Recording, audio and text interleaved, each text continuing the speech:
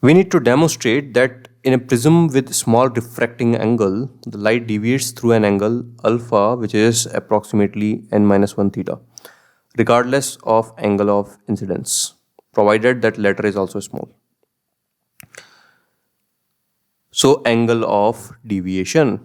So let's see that in normal prism first, and then we will approximate when A is small. So in normal prism, this is the angle of deviation, delta. So this is the incident ray, this is the emergent ray, and the angle between the incident and emergent ray is angle of deviation, delta. So let's first find delta in terms of I and A.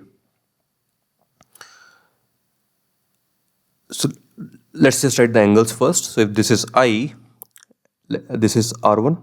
So this is the normal. This dashed line is the normal. So this is I, this is R1. So this angle becomes I minus R1. And this angle becomes 90 minus R1.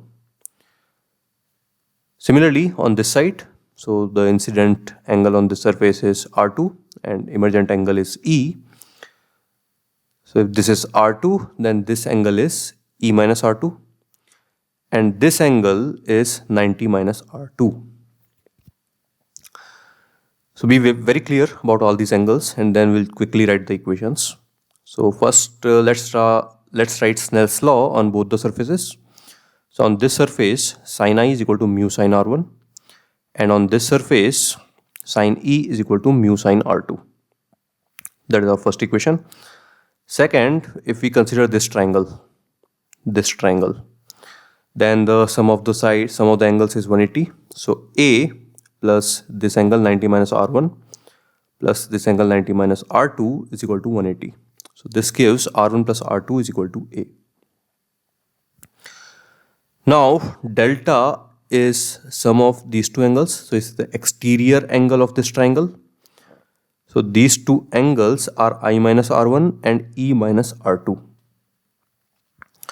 So delta is equal to I minus R1 plus E minus R2, or I plus E minus R1 plus R2, which we saw is A. So delta becomes I plus E minus A. So these four are the general results for a normal prism. Now let's talk about small prism, that is the prism with a small refractive angle theta. And also it is given that the incident angle is also small. So in this thin prism, which has small a, and it's also given that I is also small. So if I is small, R must be small too, because sin I is equal to mu sin R. So all these angles A, I and R are small. So let's write the Snell's law on the first surface, just like this. So sin I is equal to mu sin R1, and because I and R1 are small, I is approximately equal to mu R1. For the second surface, sin E is equal to mu sin R2. So E is approximately equal to mu R2. Now let's write this third equation, C equation, that is delta is equal to I plus E minus A. So we can put the values of I and E now. This becomes mu R1 plus mu R2 minus A, or mu into R1 plus R2 minus A. R1 plus R2 is equal to A, which gives the delta is equal to mu minus 1 into A, which is a constant. So only depends on the parameters of the prism.